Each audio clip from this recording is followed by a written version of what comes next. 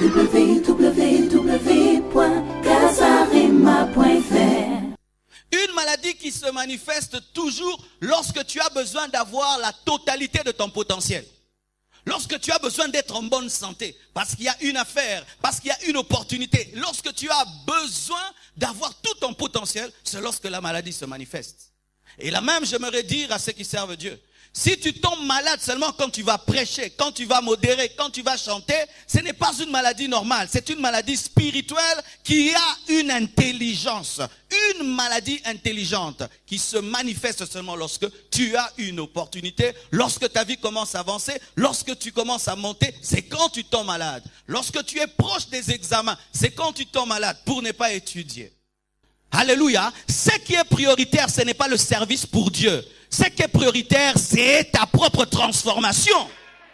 Mais comment est-ce que, bien-aimé, vous ne vous aimez pas?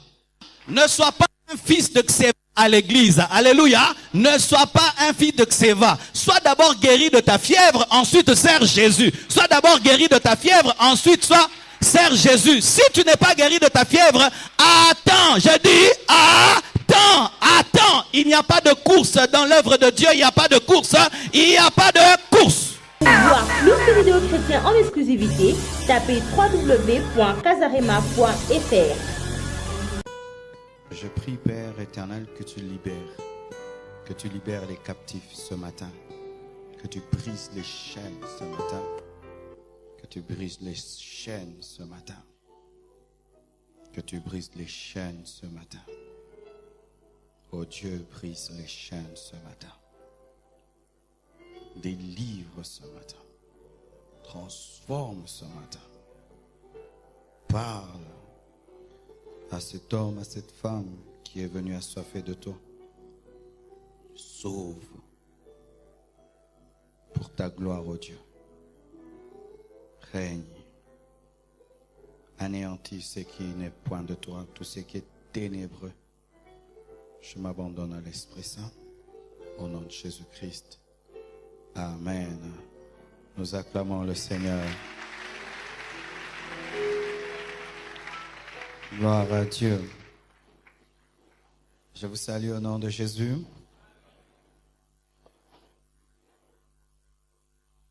Excusez-nous pour la chaleur, on a refait l'électrification de l'église, donc les prises là ne sont pas encore reconnectées, mais je crois dimanche prochain, déjà tous les ventilateurs pourront être allumés. Amen.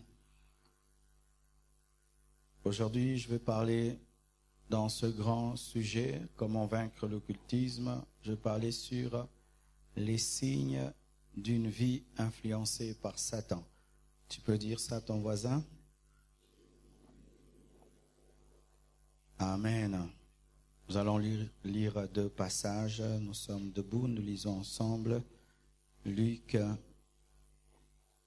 4, 38 à 39.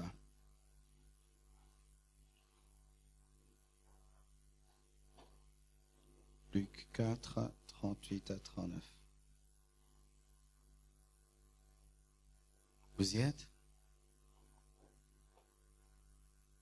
1, 2, 3. En sortant de la synagogue, il se rendit à la maison de Simon. La belle-mère de Simon avait une violente fièvre et ils prièrent en sa faveur. S'étant penché sur elle, il menaça la fièvre et la fièvre la quitta. À l'instant, elle se leva et les servit. Nous lisons également Marc 5, 1 à 20. Marc 5, 1 à 20. Vous y êtes? 1, 2, 3. Ils arrivèrent à l'autre bord de la mer, dans le pays de Gadaréniens.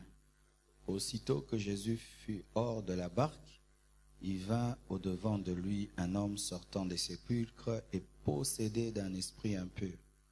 Cet homme avait sa demeure dans les sépulcres et personne ne pouvait plus le lier, même avec une chaîne, car souvent il avait eu les fers aux pieds et avait été lié des chaînes, mais il avait rompu les chaînes et brisé les fers, et personne n'avait la force de le dompter. Il était sans cesse nuit et jour dans les sépulcres et sur les montagnes, criant et se meurtrissant avec des pierres. Ayant vu Jésus de loin, il accourut, se prosterna devant lui et s'écria d'une voix forte, « Qu'y a-t-il entre moi et toi, Jésus, fils du Dieu très haut? Je t'en conjure, au nom de Dieu, ne me tourmente pas. » Car Jésus lui disait, « Sors de cet homme esprit impur. » Et il lui demanda, « Quel est ton nom? » « Légion est mon nom, lui répondit-il, car nous sommes plusieurs. » Et il le priait instamment de ne pas les envoyer hors du pays. Il y avait là, vers la montagne, un grand troupeau de pourceaux qui paissaient. Et les démons le prièrent, disant, « Envoie-nous dans ces pourceaux, afin que nous entrions en eux. » Il le leur permit. Et les esprits impurs sortirent, entrèrent dans les pourceaux, et le troupeau se précipita des pentes escarpées dans la mer. Il y en avait environ 2000, et ils se noyèrent dans la mer. Ceux qui les faisaient paître s'enfuirent et répandirent la nouvelle dans la ville et dans les campagnes. Les gens allèrent voir ce qui était arrivé. Ils vinrent auprès de Jésus et y virent le démoniaque, celui qui avait eu la légion, assis, vêtu et dans son bon sens, et ils furent saisis de frayeur. Ceux qui avaient vu ce qui s'était passé leur racontèrent ce qui était arrivé au démoniaque et au pourceau. Alors ils se mirent à supplier Jésus de quitter leur territoire. Comme il montait dans la barque, celui qui avait été démoniaque lui demanda la permission de rester avec lui. Jésus ne le lui permit pas, mais il lui dit, « Va dans ta maison, vers les tiens et raconte-leur tout ce que le Seigneur t'a fait et comment il a eu pitié de toi. » Il s'en alla et se mit à publier dans la Décapole tout ce que Jésus avait fait pour lui, et tous furent dans l'étonnement. Nous acclamons le Seigneur. Amen. Nous bénissons Dieu pour ce qu'il est en train de faire au milieu de nous pendant ces 30 matins. Amen. Nous bénissons Dieu pour tous les témoignages. Et si vous avez un témoignage, écrivez-le. Voyez le frère d'Ève. Si vous ne savez pas l'atteindre, voyez un protocolaire. Écrivez le témoignage, mettez dans une enveloppe, vous écrivez témoignage. Ça parviendra au frère d'Ève qui aura l'opportunité pour vous de le lire. Comme nous l'avons témoigné hier, je crois, oui, hier. Il y a des fois quand nous parlons de l'occultisme et tout, on se dit, mais ben non, vous perdez votre temps. Mais de plus en plus, avec ce que nous avons comme feedback, nous nous rendons compte vraiment que c'est très sérieux. Il y a par exemple un jeune garçon qui est venu nous voir pour témoigner lui-même. Ce jeune garçon avait un ami qui était un étudiant brillant, qui distinguait chaque année. Alors il a voulu distinguer aussi chaque année comme son ami. Et son ami lui dit, c'est facile, je vais te donner un livre que tu vas lire. Comme ça, un livre, il ne lui a pas demandé au départ de donner sa mère, de donner son frère, mais c'était de lire un livre. Lorsque ce jeune étudiant a commencé à lire ce livre, après il a commencé à entendre des voix qui commençaient à lui parler quand il était dans sa salle de bain, qui commençaient à lui donner des ordres, qui commençaient à le menacer de mort et qui ont commencé à lui commander d'aller dans les morgues, prendre l'eau des cadavres et de faire des invocations dessus. Et s'il refusait, on va le tuer. Et il a commencé à donner de l'argent à ceux qui travaillent à la morgue pour entrer, faire des invocations avec l'eau des morts. Après, on commence maintenant à lui dire d'aller dormir dans le cimetière de Kinkole. Là encore, il donne un peu d'argent aux militaires qui gardent le cimetière. Il a commencé à dormir au cimetière, un jeune garçon, très jeune. En moins d'une année, tout ça en moins d'une année. Et dernièrement, là, maintenant, on lui a demandé de donner sa mère et je crois 2 de ses frères ou sœurs. Et il dit, moi je suis venu pour devenir un grand assistant et ensuite pour aider ma mère et mes frères, mais ce sont eux que vous voulez tuer, alors que moi je veux devenir un grand homme pour eux. Et il fait une parenthèse, il dit, pasteur, depuis que je suis dans ces choses, j'ai remarqué, mes codes sont les mêmes. Avant l'occultisme et après, j'ai toujours mes 50 et un peu mes 60. Donc je vois rien du tout. Et là, on lui a demandé de donner son père, de donner plutôt sa mère et de donner ses frères. Il a refusé et on l'a menacé de mort. Et des conditions bizarres. Si on te dit à 12 heures pile, tu dois invoquer, si 12h,1 minute tu le fais, c'est en retard. C'est-à-dire, tu vois, tu sers un maître qui te piège tout le temps pour te donner la folie. Mais ses amis sont devenus fous, d'autres même sont morts parce que au lieu d'invoquer à 12 heures, c'était à 12h1 seconde. Il y avait un retard d'1 seconde. Mais toi, vois comment tu viens en retard. Alléluia. Et là maintenant, on lui dit, si toi tu ne donnes pas, c'est toi qui vas mourir. C'est alors qu'il va venir chercher, qu'il va aller chercher Dieu. Et il dit qu'il est allé dans des grandes églises parce qu'elles ont un pasteur connu. Ce sont des églises qui ont un grand nom. Et dans certaines de ces églises, il était étonné de trouver que le pasteur était dans les mêmes choses qu'il faisait. Très déçu, il rentre à la maison. C'est pourquoi ne priez pas dans une église parce qu'elle est connue. Ne priez pas dans une église parce que le pasteur est connu. Ne priez pas à la compassion parce que le pasteur Marcelo est connu.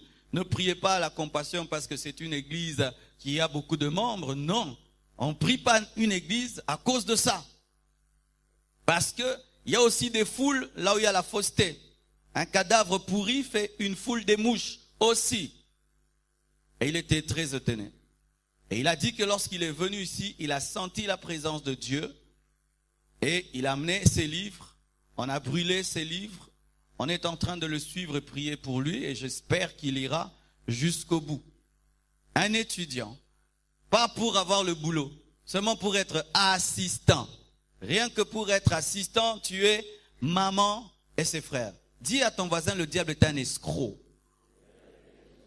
Tout occultiste se fait escroquer. Amen. Hein?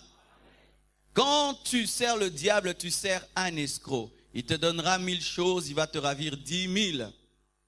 Et je crois vraiment que ce frère va être converti et transformé. Et si c'est ton cas, viens nous chercher. Amen. Viens nous chercher, nous allons prier pour toi et Dieu va te libérer. Amen. Gloire soit rendue à Dieu. Avant de dire ce que je vais dire, j'aimerais préciser ceci, qu'un chrétien ne peut pas être possédé. Amen. Hein?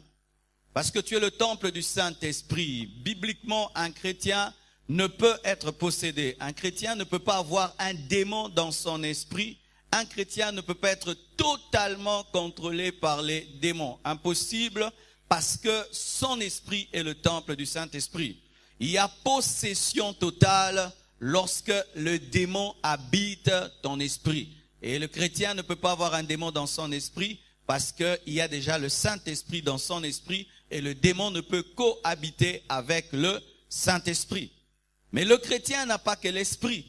Le chrétien a une âme, le chrétien a un corps, car Paul dit que le Dieu de paix vous sanctifie, esprit, âme et corps. Il peut se faire que tu aies le Saint-Esprit dans ton esprit, mais dans le domaine de ton âme, dans le domaine de ton corps, que les puissances des ténèbres puissent agir.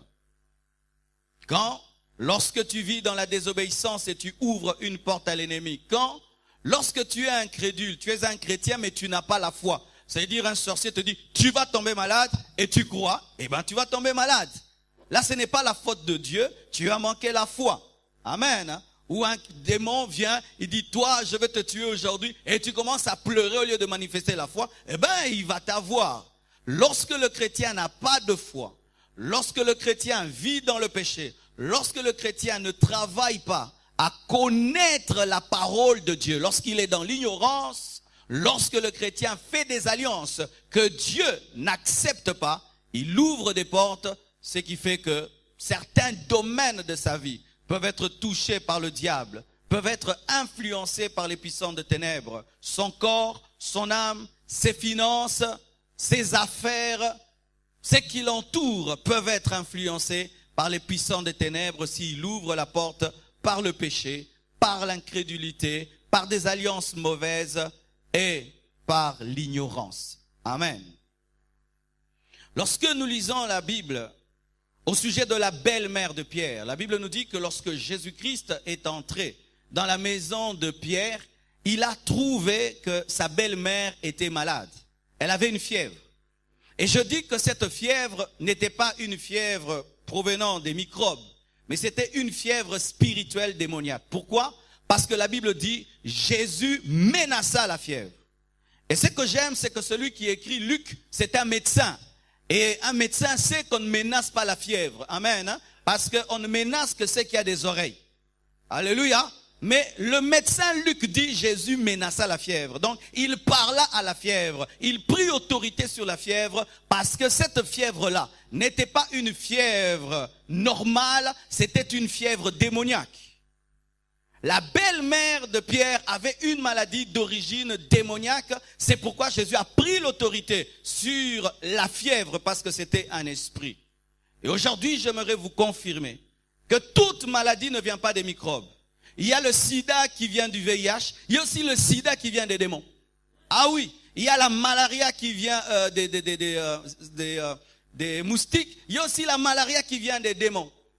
Tu peux être diabétique parce que tu as un problème de sucre, mais aussi des gens qui sont diabétiques parce qu'il y a un problème de démons. Et comment tu peux savoir que tu as une maladie démoniaque? C'est une maladie que tu sens mais que personne ne voit. C'est-à-dire aucun médecin ne la détecte. Tu as une douleur quelque part, on fait radio et tout le reste, mais on ne voit absolument rien. C'est une maladie qu'on ne voit pas au microscope. Encore, c'est une maladie intelligente. C'est-à-dire tu sens que la maladie que tu as est comme une personne qui réfléchit. Comment? Elle ne se manifeste que lorsque tu as l'argent. Une maladie qui détecte l'argent dans la maison. Les enfants ne tombent malades que lorsqu'on te paye. Si on ne te paye pas, ils sont en bonne santé. Mais si seulement il y a de l'argent dans la maison, du coup, la maladie se manifeste. Une maladie qui se manifeste toujours lorsque tu as besoin d'avoir la totalité de ton potentiel.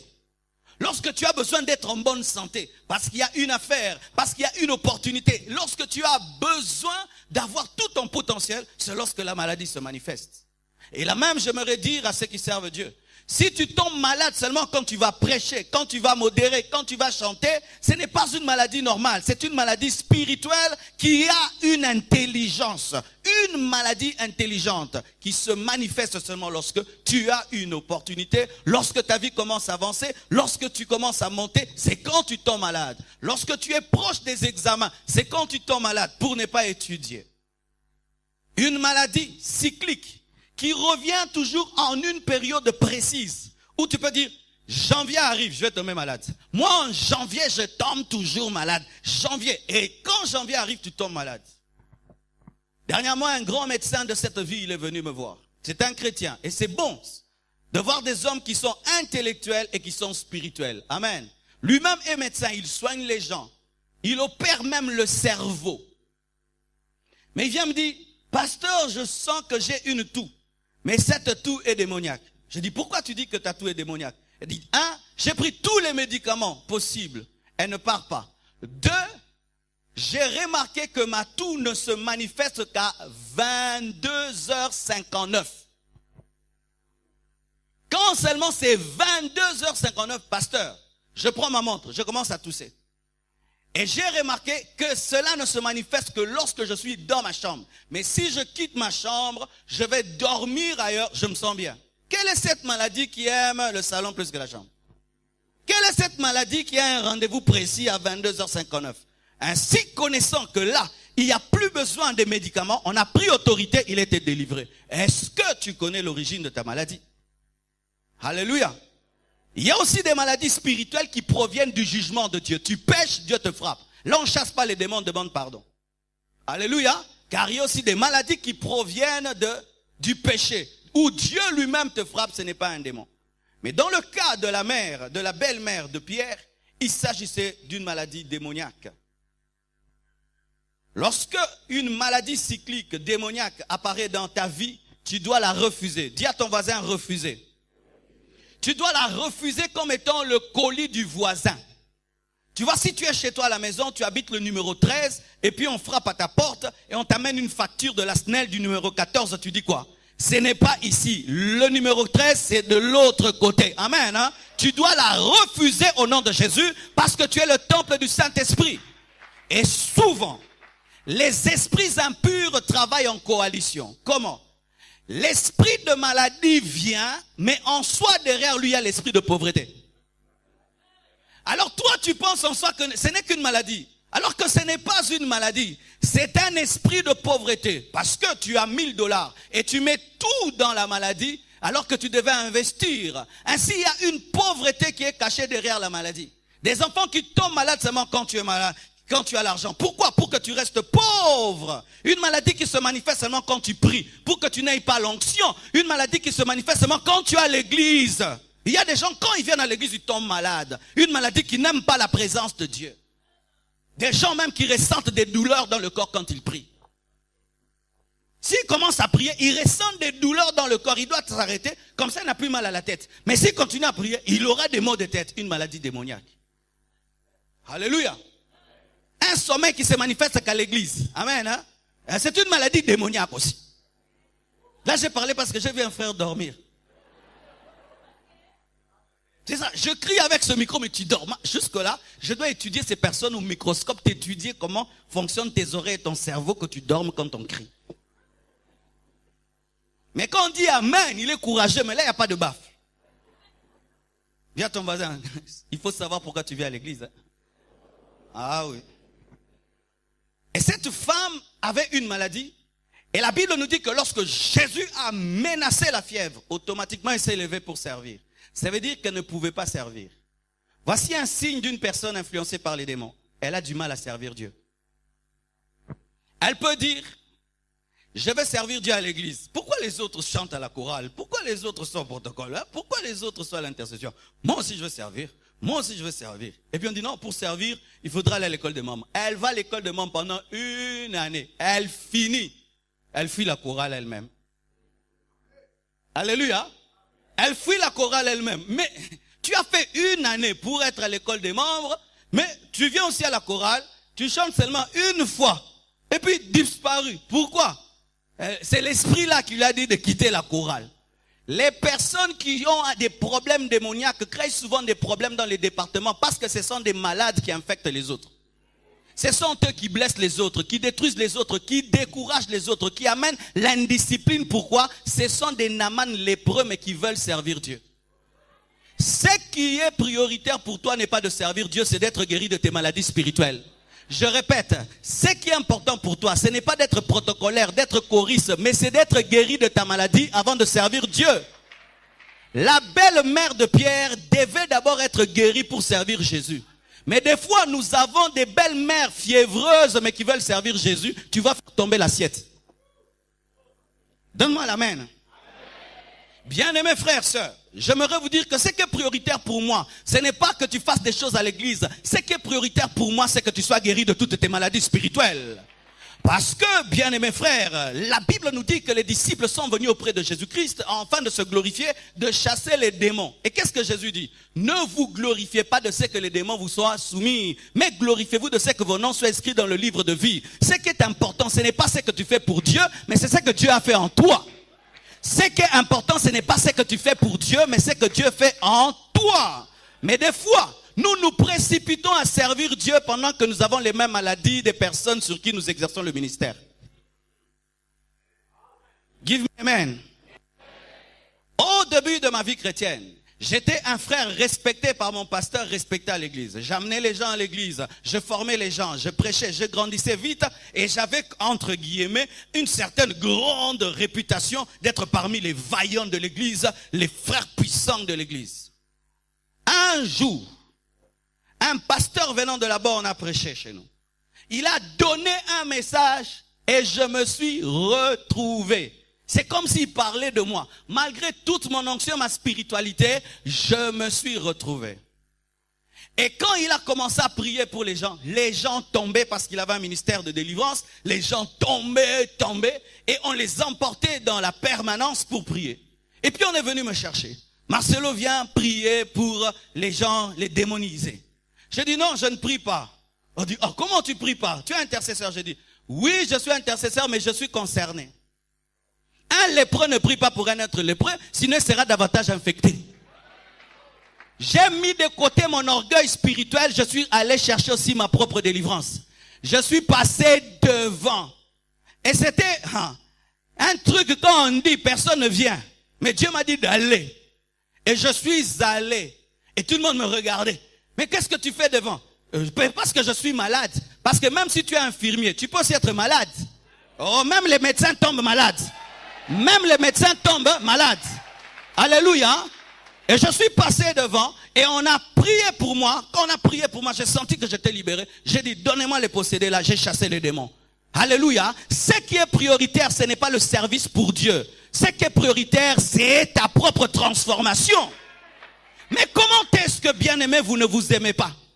Écoutez ceci, moi je suis un homme, le frère peut venir à l'église ici, il apparaît bien, et tout bien, tout. Après je lui donne des responsabilités, alors que lui-même dans sa vie, il sait qu'il a des maladies spirituelles, qu'il ne peut pas affronter certains esprits. Mais non, ayant peur de perdre la crédibilité devant le pasteur, il va accepter des responsabilités destructrices. Quelqu'un qui est malade, vous l'amenez au front, est-ce qu'il doit aller? Il va dire non, amen, hein? Mais si il aime bien les apparences, il va aller à la guerre et il va mourir à la guerre. Lorsque nous faisons des délivrances et que les gens tombent ici, tout, et que des fois je ne sais pas rapidement finir un cas pour passer un autre, je peux appeler un frère, viens prier. Frère, si en ce temps-là tu sens que ça ne va pas, refuse à toi. Refuse à toi. Alléluia, refuse. Une fois j'étais en train de prier pour une fille au bureau.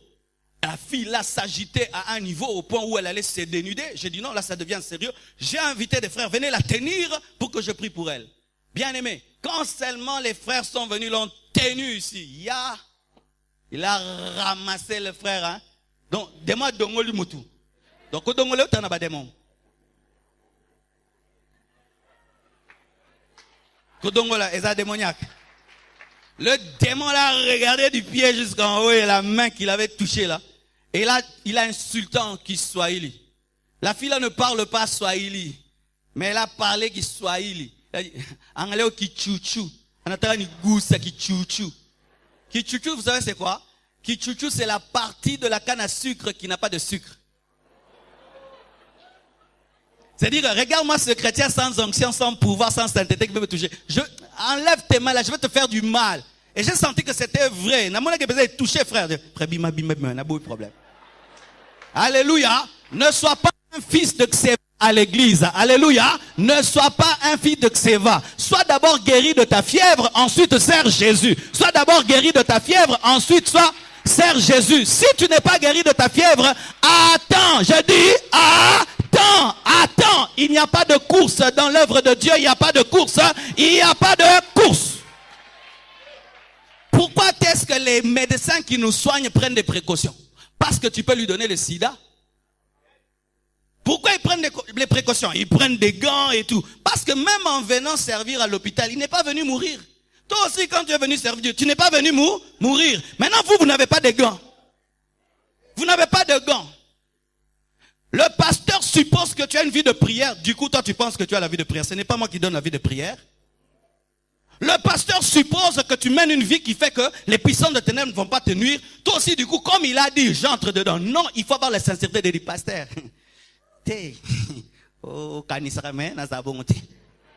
Alléluia.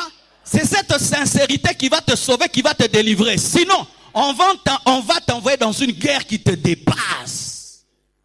J'ai dit à mon pasteur, je ne peux pas prier pour ce cas-là parce que j'ai les mêmes problèmes que ces gens-là. Ça ne m'a pas tué. Ça m'a aidé à prendre Dieu au sérieux parce qu'on ne s'amuse pas à chasser les démons. Chasser les démons est une dimension. Le prince de ce monde vient, mais il n'y a rien de lui en moi. Pour vaincre l'occultisme, il ne faut pas que les démons soient en toi.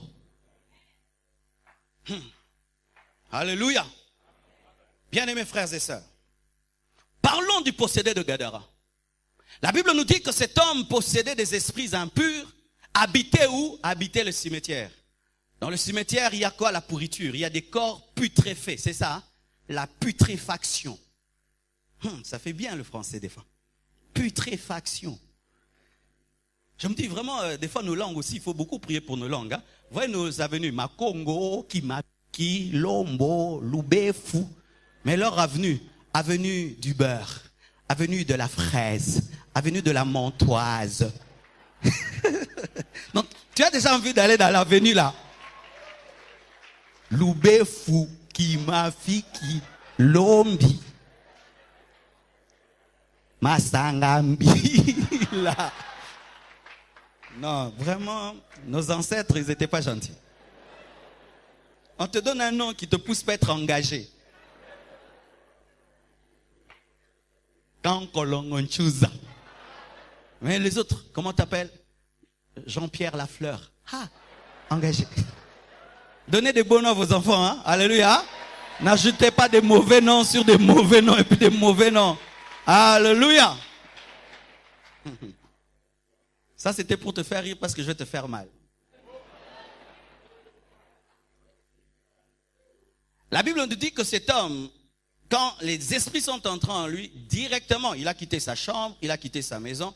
Directement, il est allé où? Dans le cimetière, là où il y a la pourriture, la putréfaction. Voici un signe des personnes démonisées. Elles sont sales. Elles sont désordonnées. Elles sont malpropres. Elles vivent normalement dans la saleté comme si c'était la propreté. Les personnes démonisées, si elles sont à côté de toi, il y a une mauvaise odeur à côté de toi.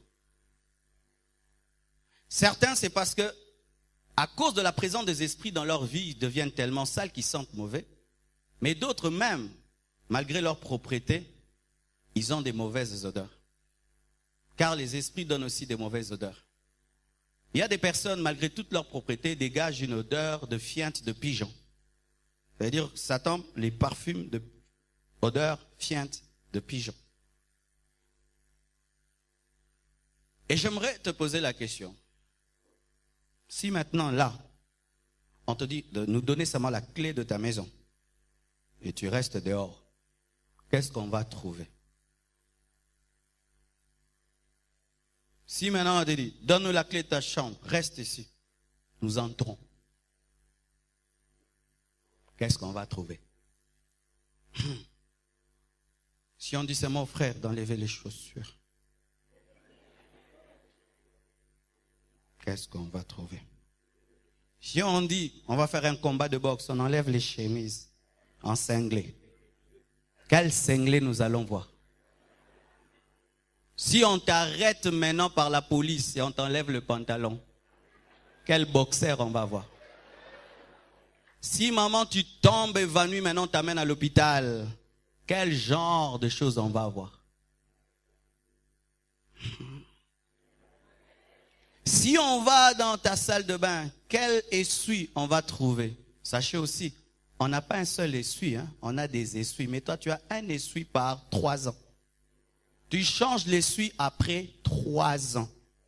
Ah, et d'autres, on va changer en gros. Ah. Et le même essuie qui lave les pieds, lave le visage. De sorte qu'un visiteur peut venir chez toi à la maison, il entre dans la salle de bain, il rentre, il sort, mais j'ai pas vu d'essuie, mais il avait l'essuie. Il dit non, ça j'ai torchonné avec. Il dit non, c'est essuie-mais. Quelle est la couleur de tes draps? Comment un homme si beau, une femme si belle comme toi, dort dans des draps qui sentent mauvais? Des draps qui étaient blancs, maintenant qui sont bruns. Mais tu dors. Et même, il faut voir comment vous faites le lit. Le drap, non, d'ailleurs non. La mousse sans drap, le drap, hein, comme ça en haut, le coussin. Quand tu arrives, tu fais comme ça, comme si on t'a enterré. Vous avez des valises qui ne sont même pas des valises, ce sont des valises de Tombola, Boaka personnelles. Vous vous habillez comment?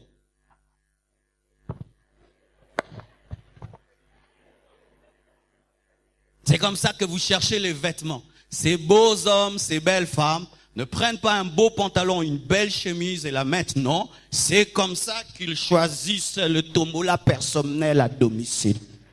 Ils tirent. Robe nanga rouge aneza wapi?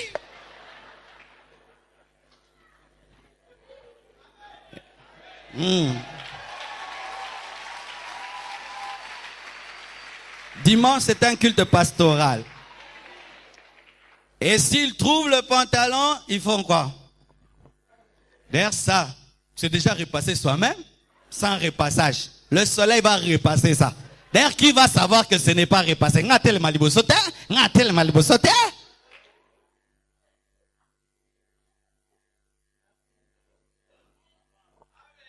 Brosser les dents est un problème pour les gens qui ont des esprits impurs. Ils n'aiment pas brosser les dents, mais ils aiment parler à côté des gens.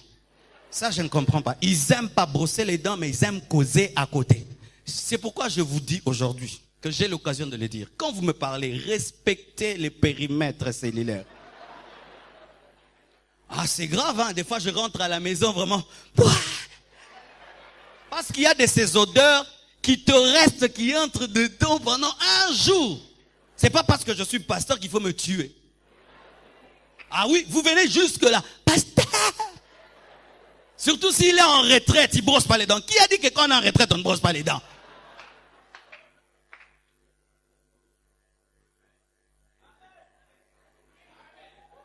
Des gens qui prient. Tu arrives chez eux, tu frappes à la porte. Et ils disent, attends. Pourquoi? C'est là maintenant qu'on prend la fourchette, on l'enlève sous la table. C'est là maintenant qu'on enlève les couches de la table, les casséroles. C'est là que vous entendez en ça. Si maintenant je rentre chez toi, qu'est-ce que je vais trouver? Lorsqu'un homme a le Saint-Esprit, il devient propre. Je dis, lorsqu'un homme a le Saint-Esprit, il devient propre. Comment tu peux faire des mois, tu ne coupes pas tes ongles? Comment tu peux faire des mois, tu ne coupes pas tes ongles? Comment tu peux aller aux toilettes et tu rentres, tu ne te laves pas les mains, tu viens saluer les gens? Et pour vous dire à quel point c'est sérieux, nous avons retapé les toilettes de l'église. Mais il y a une toilette qui est déjà cassée. Pourquoi? Les sœurs montent dessus. Et d'autres sont bouchées parce qu'elles y laissent tout. Elles y laissent tout. Mais elles prient beaucoup. Mais elles confondent la poubelle de la toilette.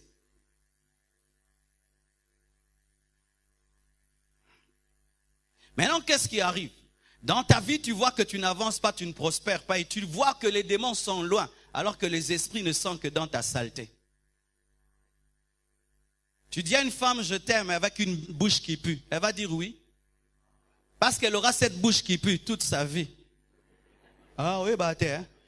Oh, je comprends pas, les filles m'aiment pas. Les filles n'aiment pas ton odeur. Ton je t'aime s'entend mauvais. Ma sœur, quelle odeur tu dégages? Demande à tes amies, si elles ont le courage, elles vont te dire que tu sens le bouc, mais tu es une femme, mais tu sens la chèvre. Est-ce que je mens? Les frères qui ont déjà senti ces odeurs-là auprès des femmes, qui lèvent les mains. Les sœurs maintenant qui ont déjà senti ces odeurs-là auprès des hommes, levez les mains. Mais qui a dit à l'autre? Personne n'a dit à l'autre, mais ces choses existent. Maintenant, va poser la question à ton ami intime. Dis-lui, entre nous deux. Non, dégagez.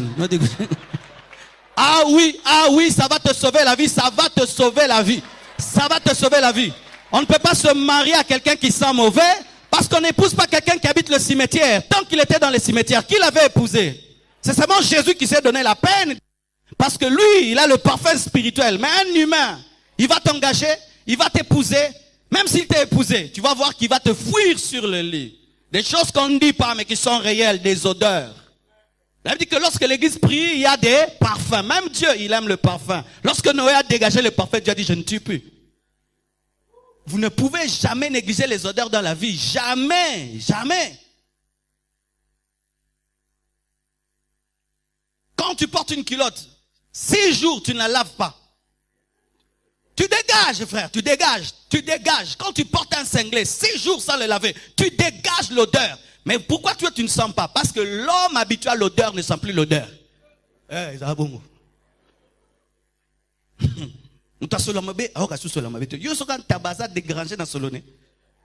Mais imaginez l'odeur de la chèvre qui entre même jusque dans la viande. Mais vous avez déjà vu une chèvre qui est dérangée? Donne-moi la main. Et ce qui est bizarre, c'est lorsque ça ne quitte ta vie, mais ça entre même dans la maison. Des maisons qui sentent mauvais. Chère maman, est-ce que ta maison sent bon? Tu sais que ta maison qui sent pas bon peut faire qu'on n'épouse pas tes filles? Ah oui? Ah oui? Je suis un jeune célibataire. Je vais épouser une fille. Et puis on me reçoit dans le salon de sa maman. Pendant que je suis en train de regarder là, je suis en train de sentir des odeurs qui passent, qui passent, qui passent, qui passent. Qu'est-ce qui me rassure que la fille là va pas me ramener les mêmes odeurs? Parce que c'est elle aussi qui doit laver la maison. Alléluia. C'est pourquoi, bien aimé, vous allez voir hein, quand tu veux chercher une maison. Écoutez comment les bailleurs disent. J'espère qu'aux âmes chinois, Moulou Bapé. Pourquoi on dit Moulou Bapé? Oh, j'ai rien contre vous. J'ai épousé une Moulouba. Ma maison est très propre. Mais pourquoi? Parce que vous aimez beaucoup préparer avec le mafoutaya. Et vous laissez ça, vous laissez ça, vous laissez ça, vous laissez ça, et vous laissez ça de sorte que la maison maintenant a cette odeur sans que vous puissiez vous rendre compte. Lorsque tu viens des origines où les gens ne sont pas très propres, tu dois t'en séparer parce que toi tu es chrétien et tu ne peux pas être sale aussi parce que tu es un homme, parce que aussi les hommes disent, moi je suis un homme, vous les femmes vous devez être coquets. Parce qu'il est écrit que Dieu attira Adam de la terre. Mon épouse à moi contact n'a ma belée. Ah, en français, hein. Vraiment ça casse. Alléluia. Et il y a des hommes qui se permettent d'être sales parce que ce sont des hommes. La femme doit être propre, la femme doit être belle. Mais lui, sale comme tout. Mais tu salis ta femme. Elle doit se laver avant de dormir. Toi, tu dois venir avec la sueur avant de dormir. Elle doit brosser les dents avant de dormir. Toi, tu peux venir avec la bouche. Non, non, non, non. Surtout quand on a mangé les poissons.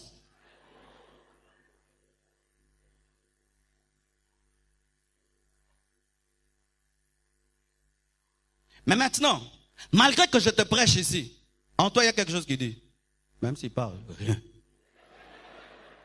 Ah, vraiment tu as un problème sérieux.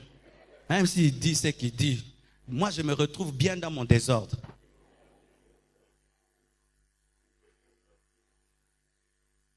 Vous savez tous que j'aime le pasteur Jacques-André Vernon. Mais après sa mort, j'ai encore été confirmé de faire de lui mon modèle. Non pas parce que j'ai appris qu'après sa mort, il y a eu des miracles et des prodiges. Non. Je suis allé visiter l'un de ses fils spirituels. Et il me dit, après la mort du pasteur, on nous a demandé d'aller chez lui à la maison pour prendre des habits. Et j'ai remarqué quelque chose qui m'a touché. Les vestes étaient à leur place. Les cinglés à leur place, les culottes à leur place, les chaussettes à leur place, les chaussures, tout était classé comme dans une boutique, dans un magasin, mais c'était la chambre du pasteur Jacques-André Vernon. Et on nous disait, tu prends une veste, tu pars. Et il dit à la madame Vernon, il dit, maman, c'est vous qui avez classé tout ça? Elle dit, non, c'est comme ça qu'il vivait toujours. Il classait toutes choses. Je l'ai respecté. Vous savez pourquoi? Lorsqu'un homme, dans son intimité, est ordonné, c'est sûr que dans sa vie publique, il est ordonné. Parce que tu peux te permettre d'être ordonné publiquement parce que les gens te voient. Mais dans l'intimité, qui sait? Tu peux être un foutoir. Mais lui-même, dans l'intimité, il classe même les chaussettes. Chaussettes! Il y a eu écoutez ça. L'ikolomo kotana, musu kotana, ce qu'il faut pas rassembler la rotongo nyoso. Oya rouge n'ayap. Mais le pasteur Jacques-André Vernon, d'une église de 5000, 6000 membres, classait les chaussettes. Voici le niveau d'ordre. Lorsqu'on éteint la lampe, tu peux retrouver tout. Lorsque tu atteins le niveau où on éteint les lampes dans ta chambre, tu sais que mes montres sont là. Demandez à Maman Blanche, mes montres sont là. Mes boutons de manchette sont là. Mes chaussettes sont là. Mes sacs sont ici. Mais sont là. Les polos sont là. Les vestes sont là. Sont là. Sont là.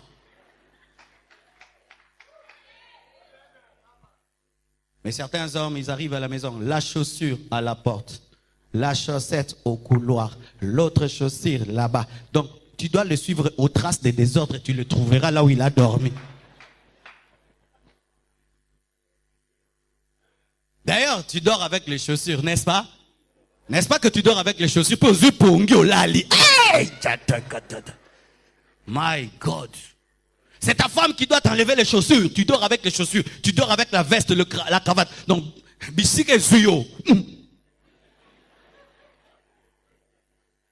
alors qu'il y a quelqu'un qui ne peut pas dormir dans cet état-là, il doit se laver, il doit porter son pyjama pour trouver le sommeil. Mais toi, tu peux dormir brut.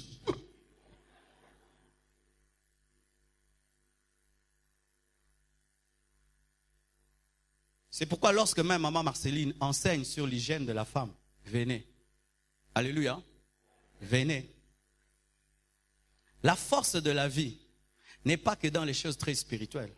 C'est pourquoi même un jour, je discutais avec une sœur catholique. Elle me dit, vous les gens de réveil, vous priez beaucoup, mais des fois on est étonné. Vous pouvez beaucoup prier, mais devant la porte de vos églises, il y a la saleté. C'est comme si le Saint-Esprit vous a interdit de vous agenouiller pour ramasser la poubelle. Vous ne vous agenouillez que pour prier, mais pas pour ramasser la saleté. Un chrétien des églises de réveil ne s'agenouille que pour prier. Il ne s'agenouille pas pour ramasser la saleté. Il ne s'agenouille pas pour ramasser les feuilles. Il ne s'agenouille pas pour ramasser les papiers. Lui, il s'agenouille que pour rabababa. La force dans la vie n'est pas seulement dans les choses spirituelles, c'est aussi dans des petits détails. 10 petits détails. Comme je l'ai dit au premier culte, c'est vrai, maman Blanche ne va pas aimer ça, mais je dois dire, parce que ça va édifier beaucoup de femmes. Elle est très fâchée, mais je dois dire. Vous imaginez, ce matin, je me réveille, parce que j'ai une sentinelle qui, le matin, doit ranger tous mes habits. J'aime pas trop déranger maman Blanche, parce qu'elle doit s'occuper des enfants. Et je l'appelle, il n'est pas là. Il n'a pas dormi à la maison sans me dire. C'est lui qui doit laver la voiture le matin. J'appelle maman Blanche, je dis, non, Jeannot n'est pas venu aujourd'hui. Elle dit, c'est pas grave, je veux m'en occuper. Elle range mes habits. Et puis elle dit, mais ta voiture aussi, elle n'est pas propre. Je vais la laver. J'ai dit, ah, aux âgés. Maman Blanche a lavé ma Jeep aujourd'hui. Amati Pendaro. Eh, elle m'a lié fort.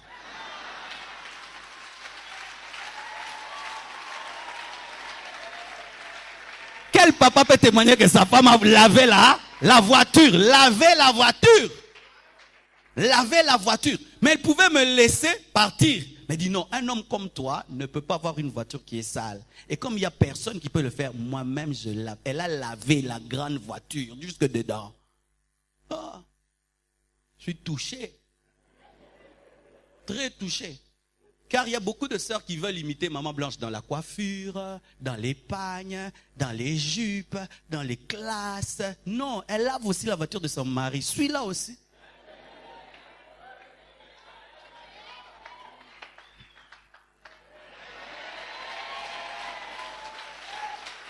Mommy, je vais être comme toi. Mommy est soumise à son mari. Tu veux imiter maman pasteur que dans l'habillement, propreté, classe et tout. Mais quand il s'agit d'honorer son mari, t'es mommy, non. Mais pourquoi une femme peut faire ça? C'est un esprit de propreté. Parce qu'elle ne voudrait même pas que son mari puisse aller à l'église avec des pneus sales. Mais je ne peux pas lui demander de faire 2 fois, mais je suis marqué, je suis touché. Ta propreté peut toucher ta famille. On sait que toi, depuis que tu es né, tu vis dans la poubelle comme dans la maison. Mais on voit aujourd'hui, après cette prédication, tu arrives, tu essuies la maison. On dit, Ongo Koufa, Oh Laka.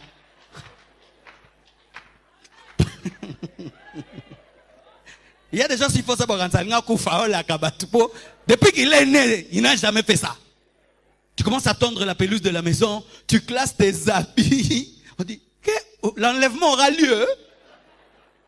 Demain tu le fais. Après-demain tu le fais. Mais qu'est-ce qui t'arrive? J'ai écouté la parole. Le Saint-Esprit est un esprit de propreté. Et je te dis, ta famille viendra prier ici. Ton mari viendra prier ici. Ta mère viendra prier ici. Ton mari viendra prier ici. Tes enfants vont venir parce que ils savent que tu vivais comme un cochon. Maintenant, tu vis comme un homme. Ah oui, je vous assure. Cet homme vivait dans la pureté, vivait dans la saleté, normalement, et cela ne le dérangeait pas. Parce que des esprits impurs étaient en lui. Et une autre chose, Jésus lui parle, mais au lieu que ce soit lui qui parle, c'est un esprit qui parle dans sa bouche. Les personnes démonisées, des fois, ce sont elles qui parlent, des fois ce sont les démons qui parlent. Le matin, c'est elle. À midi, c'est démon. À 12h, 14h, c'est elle. À la nuit, c'est les démons. Alors de sorte que tu te dis, en soi, je cause avec qui?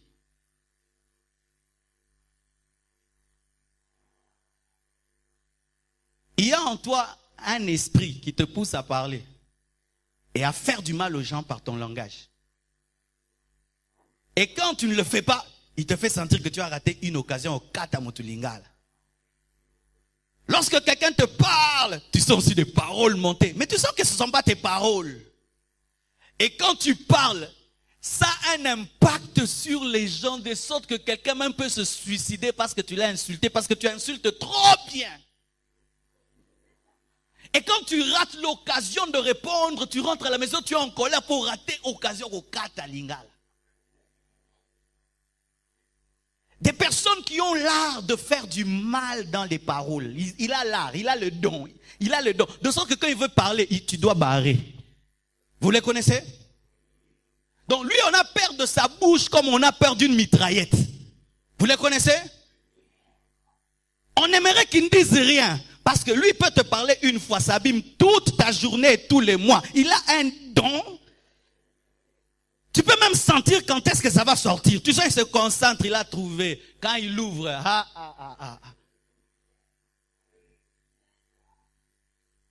Et ce qui est terrible, ce sont des fois des personnes qui ont un trouble de personnalité, de sorte que c'est deux à la fois.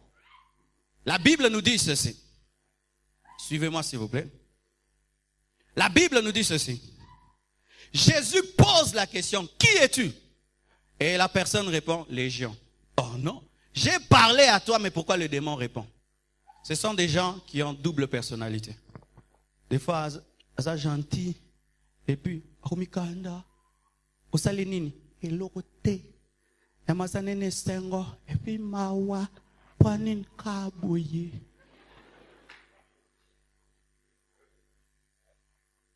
Et ça empêche de telles personnes de se marier. Tu viens, tu la vois, ma soeur, je t'aime, je veux t'épouser. D'accord. La nuit, tu veux dormir, tu l'appelles. Comment ça va? Yo, Malsugo Benanga. C'était celle du matin où sa grande sœur qui a la même voix. Non, c'est toujours elle. Là, maintenant, c'est le démon qui a parlé.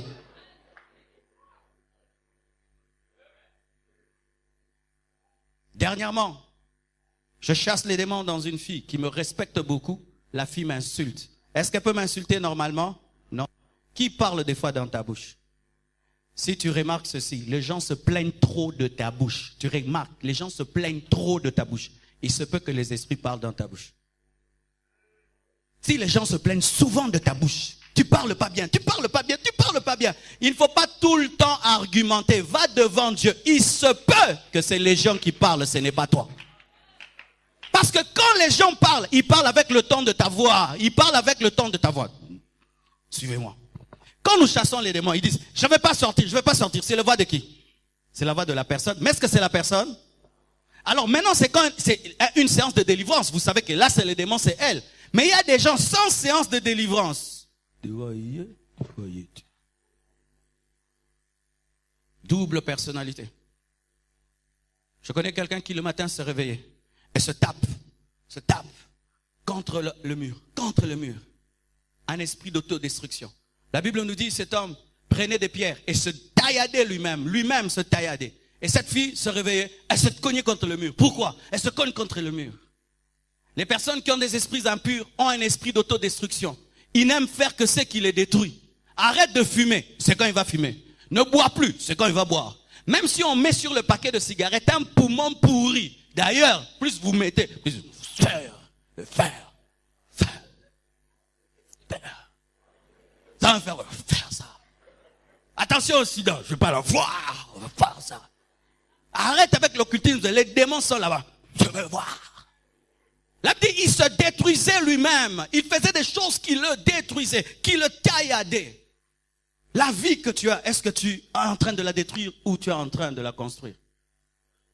La plupart des problèmes que tu as ne proviennent pas des autres, proviennent de toi-même. C'est toi-même qui te détruis tout le temps. On sent que dans ta vie, tu as comme un don de te détruire toi-même. Et la Bible nous dit, il brisait les chaînes en fer, il brisait les liens. Personne ne pouvait le dompter. Les personnes démonisées n'ont peur de personne. C'est pourquoi vous voyez un enfant, il attrape la sorcellerie. Yo, hey, hein? Yo, non, ça, yo. Hey, Kadogo, tu me parles à moi. Je te parle à toi, attention. Hey. Certaines impolitesses ne sont pas l'impolitesse, c'est les démons. Il brisait les chaînes, les liens, il n'avait peur de personne. Il y a des gens qui n'ont peur de personne. Même le pasteur ne lui dit rien. Ne lui dit rien.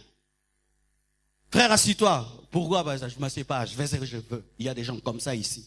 Donne-lui seulement l'occasion. Il va te révéler son impolitesse.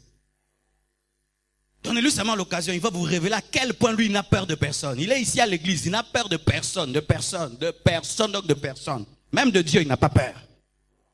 Ah oui? Mais oui. C'est un esprit impur. Pourquoi?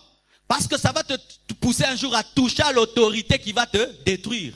Vous voyez ces enfants-là qui insultaient Élisée. C'était l'habitude. Ils aimaient insulter tous les passants. Les enfants là qui avaient insulté la calvitie d'Élisée avaient l'habitude d'insulter tous les passants. Babanga mutute. Oleki ka ba fingi, oleki ka ba fingi. Jour wana ba finga libandi ba fingara.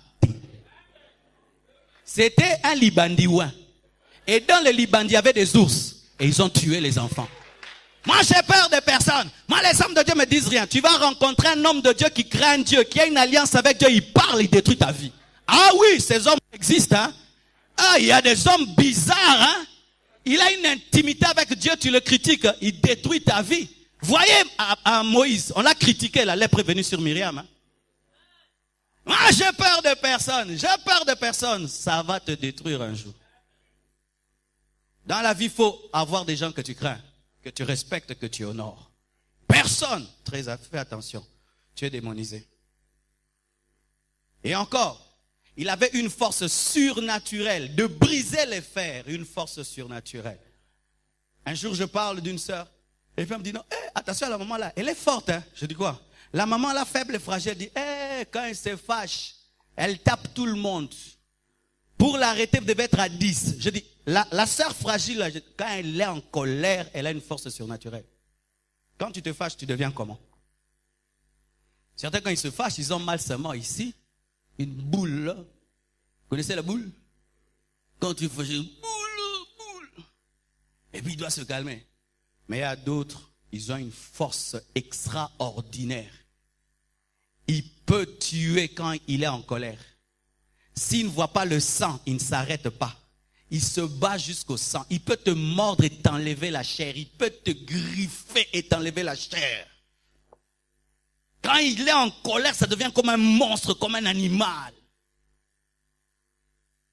Il peut faire des choses terribles comme s'il est Hulk. Quand tu es en colère, tu te comportes comment? Et d'autres même se glorifier de leur colère. Na silika mabe. Na soki na mati. Pokiti sanga ifozala. Toi, tu as les bilaïs jusque là. Bilaïs.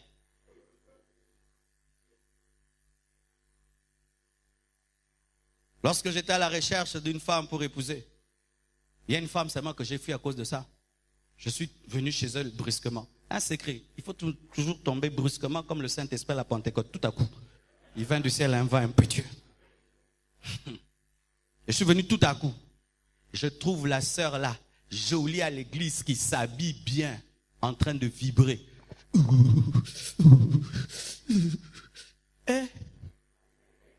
J'ai dit, ça c'est le Saint-Esprit ou quoi? J'ai dit, quoi? Ils m'ont énervé dans cette maison. J'ai dit, sœur vibreuse. Donc, je l'ai vue directement, je l'ai épousée. Et un jour, je l'énerve, elle vibre. Les fidèles viennent, trouvant maman pasteur vibrant. J'ai dit, gloire à Dieu. Ah, je l'ai jamais... Je suis parti. Elle pense qu'il y avait des combats de la sorcellerie. Il n'y avait même pas de combat de sorcellerie, c'était la vibration. Quand tu es en colère, il faut qu'on te tienne à 10. À 10. Hein? À 10. Même ton mari sait que quand tu es en colère, tu les tapes. Oh. Je sais ce que je dis. Je connais une femme, elle a tapé son mari. Elle a maîtrisé. Il dit, crie encore. Parle. Et il y a des fois, tu vois des maris qui respectent leur femme. Tu ne sais pas pourquoi ils respectent leur femme. Sa femme est plus forte. Quand elle se met en colère, et un homme, il ne peut pas dire aux gens qu'on le tape. C'est honteux. Donc, tu vis ça, babé tarao. Mais moi, oui, ça donne que babé tarao pas moi. C'est ça sonne. Ah oui, frère, tu es fiancé. Est-ce que tu as déjà vu la colère de cette fille-là? Crée un peu la colère en elle. Ah oui, tu crées la colère, tu essayes. Quel niveau de colère est là? Ah, même la Jeep, quand tu veux l'acheter, au même moment, on a Ngomba. Ah oui. Ma soeur, viens ici. Ah, viens. Et toi, tu sais que tu testes. Viens, ma soeur. Je suis ton futur mari, je veux un peu de respect. Viens. Que? Hein? Continue encore, jusqu'à ce que les démons se manifestent. Viens là, je dis, je te dis, dans toute ma vie, depuis que je suis né, je te dis, elle déchire comment. Non, je voulais seulement essayer.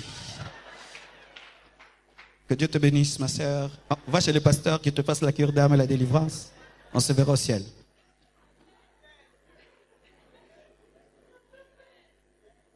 Ah, je vous dis la vérité, hein. Quand tu es en colère, des pensées de meurtre viennent en toi. Meurtre ici. Donc s'il est fâché, il pense à tuer. Il ne lui manque qu'une arme pour tuer ou du poison à donner. Mais en lui, il pense à tuer quelqu'un. Mais un chrétien, tu vas jusqu'à penser tuer. Une force surnaturelle venait sur lui. Il brisait les chaînes, brisait les liens. Et la Bible nous dit que personne n'osait passer par là. Ça veut dire que personne ne l'aidait. Tu te retrouves seul dans la vie. Des fois, tu accuses les autres. Et des fois, ce sont les esprits qui agissent dans ta vie. Personne ne passait par là. Pourquoi? On a essayé de l'aider. Mais on sort avec des plaies. Frères, sœurs, voici. J'ai fait l'étude de certains hommes. Et des fois, leur envoûtement n'est pas loin. On leur a donné seulement un peu d'orgueil.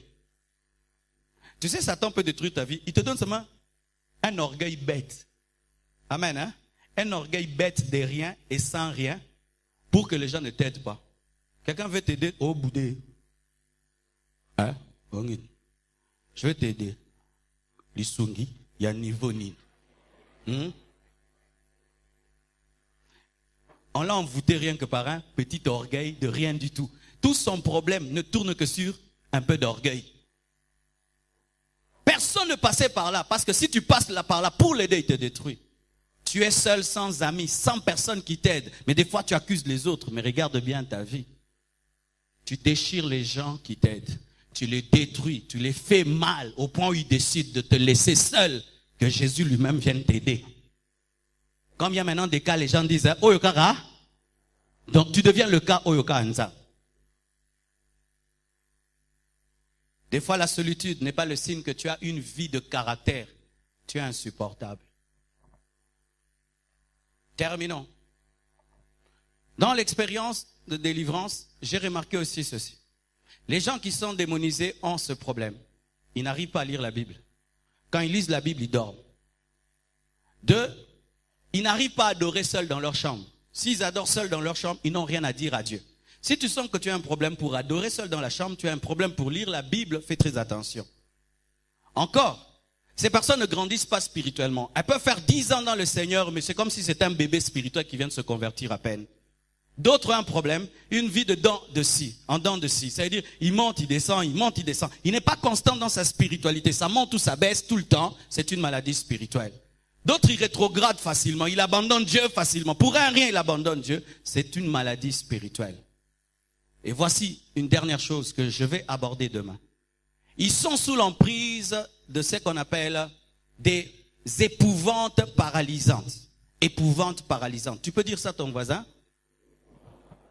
Qu'est-ce que l'épouvante paralysante? Ce sont des choses qu'on vit, des fois dans le sommeil, où tu sens une présence maléfique remplir la chambre et te paralyser, de sorte que tu ne sais pas parler, tu ne sais pas bouger, et tu te sens proche de la mort. Qui a déjà senti ça? Ou même pour dire Jésus, ça devient difficile. Ou tu peux même ouvrir les yeux, tu regardes le voisin, tu ne sais même pas le toucher, mais tu sens que si tu n'arrives pas à bouger dans le sommeil, tu risques de mourir. Bien aimé, c'est parmi les armes du diable, parmi les armes favorites du diable, l'épouvante paralysante. Et demain, je vais expliquer comment vaincre cela, parce qu'au début de ma foi, j'ai vécu tellement de choses dans ce domaine. Et le Seigneur m'avait donné un secret que je veux vous donner. Très facile, mais ça a été difficile à trouver parce que je croyais qu'il fallait des choses compliquées. Mais les gens qui sont sous l'influence des démons vivent régulièrement l'épouvante paralysante. Ils se sentent paralysés par des puissances de ténèbres. Ils sentent des esprits dans leur chambre où ils n'arrivent pas à bouger. Une si grande peur qui les paralyse. Bien-aimés frères, sœurs, si ce matin tu es dans tous ces cas, Jésus-Christ va te libérer pour que tu le serves. Je dis, Jésus-Christ va te libérer pour que tu le serves. Et il va changer ton identité de possédé en évangéliste. Il va changer l'identité de la femme malade en la femme qui sert. Il va changer ton identité et il va t'utiliser afin d'étonner le monde. Je vous dis, c'est ce que Dieu va faire ce matin. C'est ce qu'il va faire ce matin. Il m'a dit que ce matin, il allait libérer. Et je ne suis pas venu te présenter que ta maladie. J'aimerais te dire que si personne ne peut passer par là, Jésus va passer par là. Si tout le monde t'a abandonné, Jésus va passer par là. Si tout le monde a peur de ton cas, Jésus va passer par là. Si personne ne peut briser tes chaînes, Jésus va passer par là. Si personne ne peut chasser la légion, Jésus va passer par là. Et il est ici ce matin, capable de te libérer du cimetière, de toutes les forces qui t'animent. L'homme qui était dans le cimetière malgré lui. C'est-à-dire qu'il ne voulait pas être là, mais s'est retrouvé là. Comme il y a des gens ici, ils mènent une vie qu'ils n'aiment pas. Tu n'as pas de joie, tu n'as pas de paix dans la vie que tu mènes. Jésus va passer par là. Jésus va passer par là. Jésus va passer par là. Jésus va passer par là. Et la Bible nous dit, sans que Jésus ne dise un seul mot, les esprits qui étaient dans cet homme se sont prosternés et ont reconnu que Jésus était supérieur. Nous prions le supérieur des démons. Nous prions le supérieur des démons. Nous prions le supérieur des démons. Nous prions le supérieur des démons. Nous prions le supérieur des démons. Nous prions les supérieurs des démons. En un jour, en un instant, une légion a été chassée. En un jour, en un instant, toute une légion des démons a été chassée. Sans cure d'âme, une légion de démons a été chassée. Je te dis que c'est possible ce matin. Je dis c'est possible ce matin. C'est possible. Jésus m'a dit aujourd'hui qu'il va libérer. Et j'annonce ce qu'il m'a dit dans ma chambre. Je proclame ce qu'il m'a dit dans ma chambre. Je prophétise ce qu'il m'a dit dans ma chambre. Aujourd'hui, c'est le jour de ta délivrance. Et pourquoi même Jésus a délivré cet homme? À cause de deux choses. Il avait un plan et lui il avait de la valeur. L'homme avait de la valeur et Dieu avait un plan. Tu as de la valeur et Dieu a un plan. Quelle était la valeur de cet homme? Jésus a dû détruire toute la richesse des hommes de Gadara pour libérer cet homme. Mais pour toi, c'est plus que les pourceaux. C'est le sang de Jésus. C'est le sang de Jésus. C'est le sang de Jésus. C'est le sang de Jésus qui est ta valeur. Encore parce qu'il avait un plan. Pourquoi je dis qu'il avait un plan? Parce que lorsque cet homme est venu pour s'attacher à lui, comme les apôtres se sont attachés à Jésus, et pour marcher avec lui, Jésus lui a dit non. Toi, tu ne me suis pas physiquement, tu me suis spirituellement. Va en Décapole. Décapole veut dire 10 villes. Va dire à ta famille ce que j'ai fait pour toi. Il a un plan pour toi, c'est pourquoi il va te libérer. Ah non, attaché, tu ne resteras pas attaché. Jésus doit entrer à Jérusalem. Ah non, attaché, tu ne resteras pas attaché. Jésus va entrer à Jérusalem. Et comme Dieu a un plan dans ta famille, il va te libérer. Quand on dit légion, dans le monde des esprits, légion est un grand démon. C'est un démon superviseur d'autres démons. Mais il y a un principe dans le monde spirituel. Si tu chasses le chef, tu as chassé tout le monde. Si tu coupes la racine, l'arbre est tombé même s'il n'est pas tombé. Jésus s'est adressé au chef. Car c'est le chef qui était venu. Parce qu'ils étaient nombreux. Mais celui qui avait parlé dans la bouche du possédé, c'était le chef en lui. Et Jésus a parlé au chef. Et tous ont suivi le chef. Je m'adresse à ton plus grand problème. Je m'adresse à ton plus mauvais caractère. Je m'adresse à la chose qui te suit la plus. Je m'adresse à ce plus mauvais caractère. Je m'adresse à cette plus mauvaise influence. Et je dis à cette influence de sortir au nom de Jésus.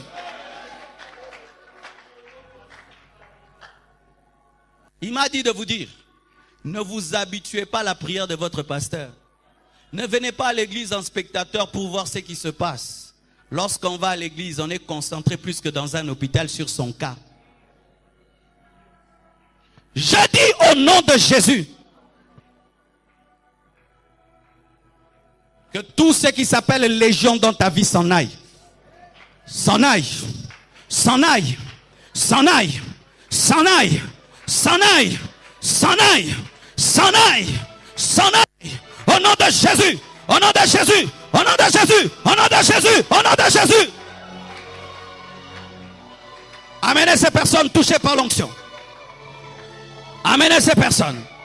Aujourd'hui, c'est le jour de ta délivrance. Aujourd'hui, c'est le jour de ta délivrance.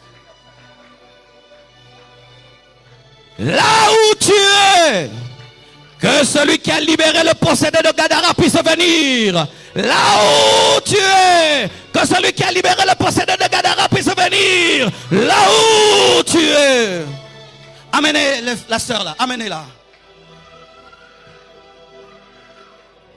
Commence à prier. J'ai fini mon message. Amenez-la, je vais prier pour elle.